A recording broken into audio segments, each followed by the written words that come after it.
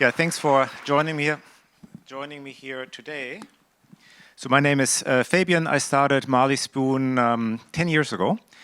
I've been building direct-to-consumer businesses, internet businesses for more than 24 years, and I've got a nice group of people around me that I built over the time that helps me to build Marley Spoon, and I'll tell you a little bit about what we do. There is basically three things that we are working on, three problems we're trying to solve. The first one is around shopping. I don't know how it works in your case, but in my family, I have to cook. I've got three boys and my wife, she's Danish, and you have to cook in the evening. The Germans often, there's quite some Germans here. The Germans often don't understand there is Abendbrot in Germany. You don't cook warm, but in Denmark it's impossible. You got to cook. So you walk into a supermarket and you could cook anything in theory. But for me, I always feel like I used to cook the same things over and over again. Steak and broccoli, steak and green beans. And in fact, 40% of consumers would say they share that problem. What are we going to cook tonight? It's a big problem. So that's one problem we're trying to solve. Another problem, which I wasn't really aware of before I started Marley Spoon, is that supermarkets actually, they have all these beautiful ingredients and you want to pick them up, but you never really think about what happens to those things that you do not pick up.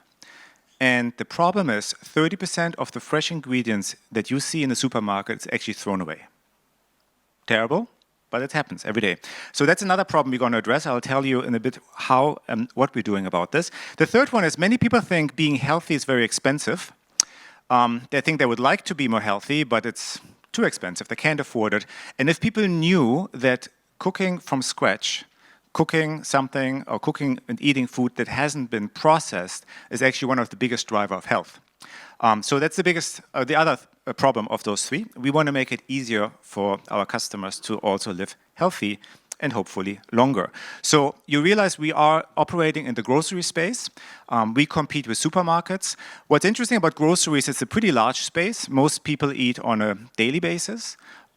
It's a massive category, but it's also the last category that's moving from offline to online shopping. And people say online shopping, it's been around.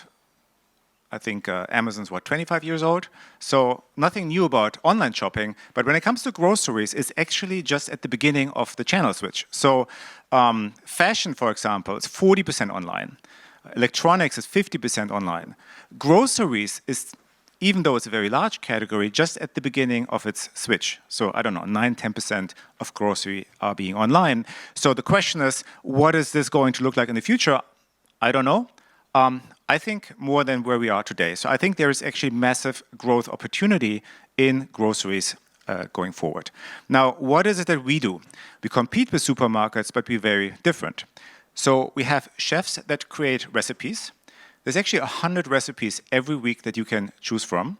And so you just choose what is it you like, how many portions do you need, and then we'll ship a box to your home with all the ingredients, recipe cards, and you can just simply and conveniently cook in, 30–40 minutes, and then dinner is on the table. So it's a very easy recurring subscription for recipes and the food that comes with this. So that's what we do for our customers, and we're doing this actually globally.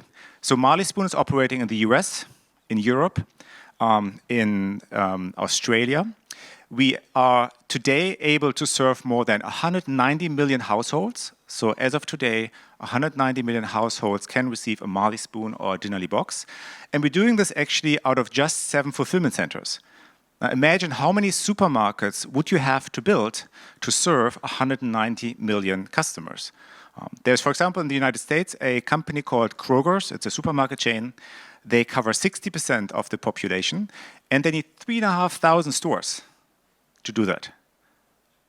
We just have 3 fulfillment centers, East Coast, Central, and California, and we ship with third-party logistics to our customers. So it's a very lean infrastructure that allow us to reach a massive audience, but we're just scratching the surface. In fact, at the end of the first quarter this year, we only had 266,000 active customers. So you could say market penetration is 0.1%.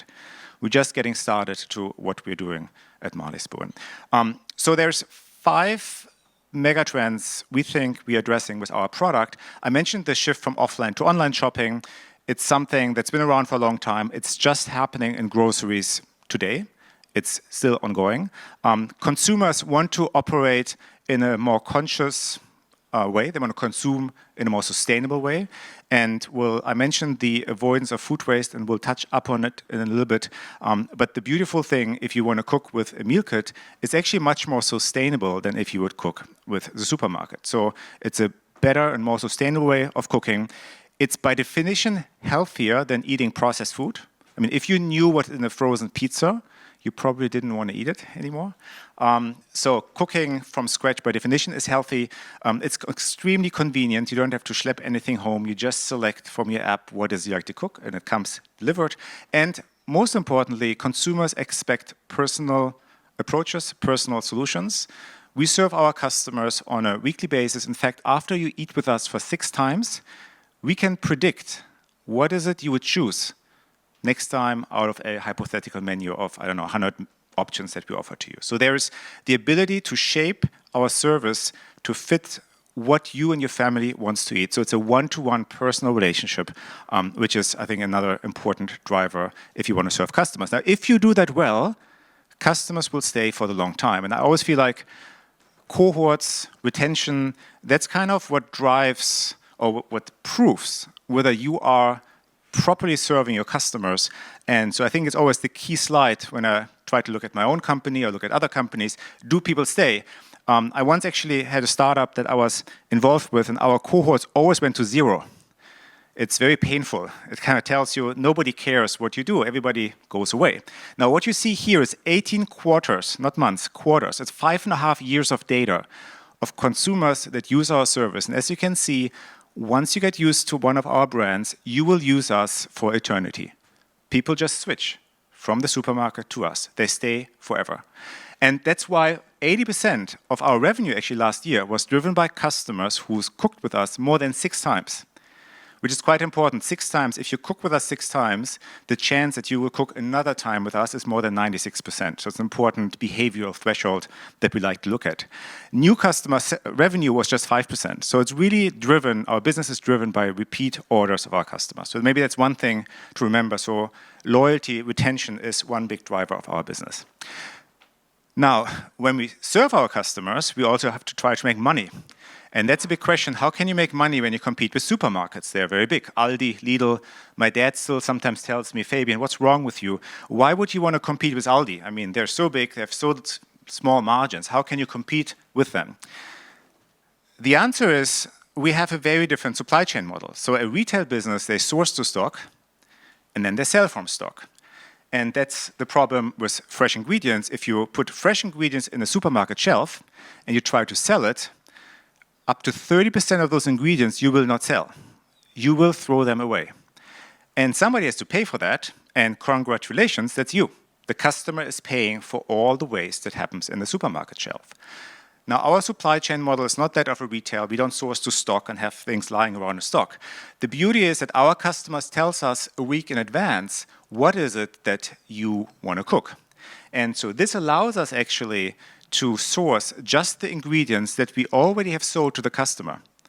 So by being able to provide a menu to our customers select the recipes they want to cook. We can predict, based on our algorithms, what's most likely to be cooked. We can actually foresee what ingredients do we need where, and we can source quite effectively to the fact that our food waste is not 30% like in supermarkets. It's actually less than 1%. We don't have any food waste. And so this drives, therefore, structurally much higher margins. We're not only collapsing the brand margin, the wholesale margin, the retail margin altogether, we're also capturing this food waste margin, you could argue, that's priced into the supermarket model. And as we saw earlier, we have a very lean infrastructure, which overall makes the business much more profitable. There's a question, yes?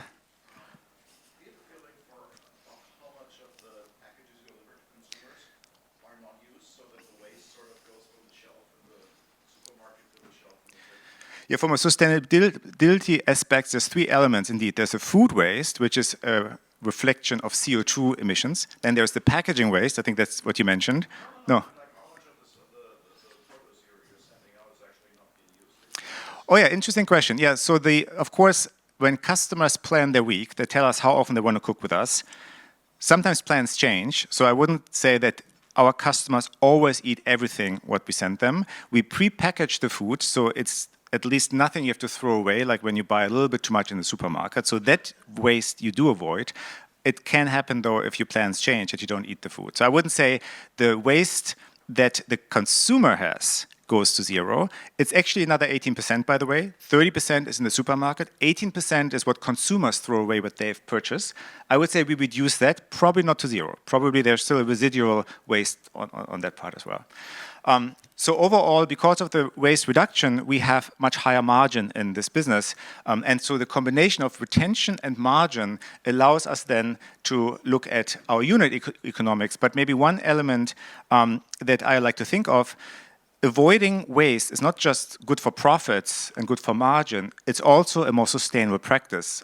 What people maybe are not always aware of, 70% of the world's fresh water is actually not used for washing or showering cars, it's going into agriculture. 25% of global CO2 emissions are generated by agriculture. And then 50% of what we grow in fields, we're actually not eating it. We're just throwing it away. So it's not only that it's more profitable to avoid waste, it's also much more sustainable. In fact, a study of the University of Michigan mentioned that cooking with a meal kit reduces the CO2 emissions compared to going to the supermarket by 33%. So you could argue it doesn't cost you more to cook with a meal kit, it's more convenience, and you're also reducing your carbon footprint while actually having a much more convenient cooking experience. So our business model leads to very long-term retention at high margin, and in the end, when you look at the resulting unit economics, you see that every box that we ship to our customers, we generate 30%, in fact, in the first quarter, 34% contribution margin. More importantly, if you compare the acquisition cost to the paybacks and the lifetime value, it's actually quite attractive. As a rule of thumb, I always feel like if it takes you 8 to 12 months to get your money back when you acquire a direct-to-consumer relationship, then you are still in good shape. It shouldn't take longer than 12 months. At Marley Spoon, on average, we get our money back after just 6 months, which is a rapid cash recovery rate. But more importantly, it's not about getting your money back. You don't make money by getting your money back. It's the ROI over time. And at Marley Spoon, on average, we generate a 3x return over a 4-year period, which is equivalent to the 33% IRR. So for every dollar we invest, we get a 30% IRR. And that's not a small niche business. This is groceries. No, there's no bigger business on the planet than that in consumer. So these are very attractive unit economics. Based on these unit economics, the business has grown quite dramatically. We doubled since COVID. The business is growing at extremely interesting contribution margins, 34%. And most importantly, we are also operating now profitably. We assume full year profitability for this year on operating EBITDA level. And we have the ambition to build the business into a much bigger business. So today, the business is roughly, or last year, we're at 330 million euros in sales. We think this business should be much bigger. We are currently having a market penetration of 0.1% in the markets that we operate in. And we think there is more than just one growth driver that will allow us to build a much bigger business. On the one hand side, we have very attractive unit economics that we can just acquire customers at these attractive unit economics and grow the business organically. We can offer our customers more. We recently ventured into lunch, into breakfast, so there's the ability to grow by having more food options delivered to our customers. There's adjacent categories we've entered into. We acquired 2 companies over the last 2 years in ready-to-heat. They don't have to cook anymore. We cook for you already, so it's a little bit more convenient, and it allows us to grow adjacency. And last but not least, we do think there is a very interesting market consolidation opportunity. I think direct-to-consumer businesses in 23 and 24 didn't see a lot of organic growth, but there's the ability to grow a business by consolidating, by using a technology platform, a distribution platform, a customer service platform, a marketing platform, which we've built over the years to actually drive market consolidation. So we think there's multiple ways to grow the business over the coming years into a much bigger business compared to where we are today. We are today, as an update, in a situation where the business is growing organically, it's growing profitably organically at very high margins. We are a public company, so we have guidance in the market. Our guidance is that we expect the full year business to grow year over year. We expect contribution margin to be in line with prior year, and also to be profitable on a full year basis on operating EBITDA. And again, there's multiple ways to grow the business. So Thanks for your attention. If you want to be an investor, being that we are a public company, it's very easy. You can buy our shares. We are traded in Frankfurt. If you have any questions, happy to do it, I guess, afterwards.